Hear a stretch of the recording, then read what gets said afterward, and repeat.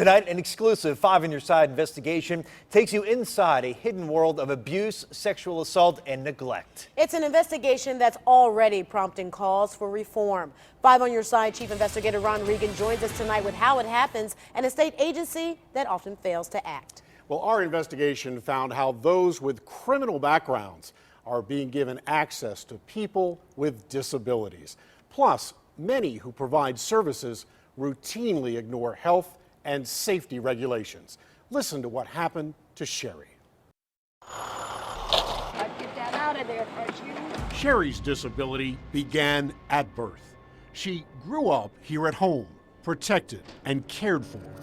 But 40 years later, her mother's now ailing heart was broken again. Oh my God, no, this can't be what this is going to. Instead of being bused to a daycare, Sherry was driven to this deserted lot. Documents we obtained from the Ohio Department of Developmental Disabilities describe what happened next. And his semen was on her coat and everything. Darrell Scott Burton was the driver. He was charged with rape. She had done told me that he had put something in her mouth, had climbed up on her wheelchair. And I knew then there was mud all over her wheelchair. And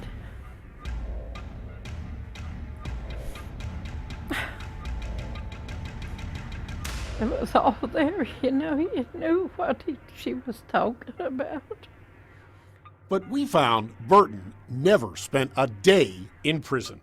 Rape was reduced to patient endangerment. I don't understand how the state can let this slide by under their fingers and let these companies continue providing services for the disabled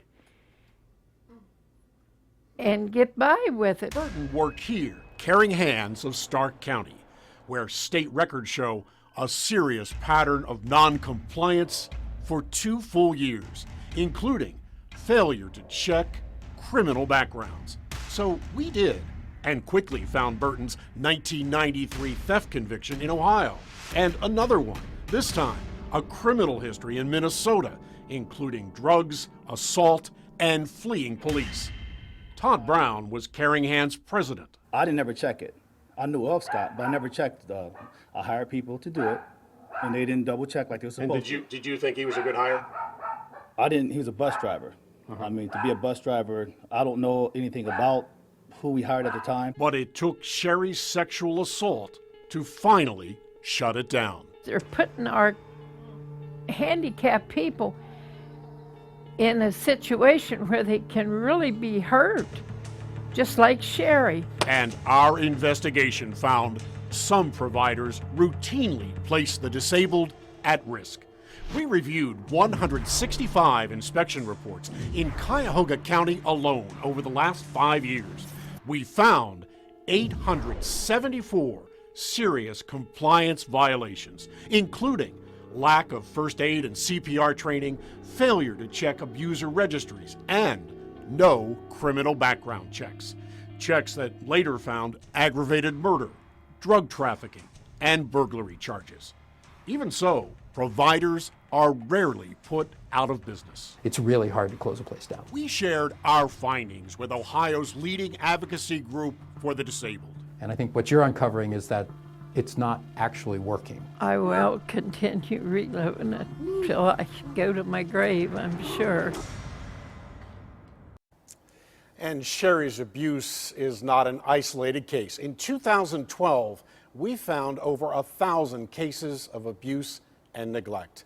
And Ohio's Department of Developmental Disabilities declined our request for an on-camera interview. And Ron, this is a 6-month investigation that turned up information that families never knew even existed. Well, that's exactly right. In this case, Sherry's mom had no idea until her daughter was assaulted that criminal background checks were not done. Now, tomorrow at 5, we'll show you what we found inside inspection reports but are not easily accessible. Plus, we're putting information into your hands. We've created an easily searchable database. You can log on to newsnet5.com to learn who is on a statewide abuser registry.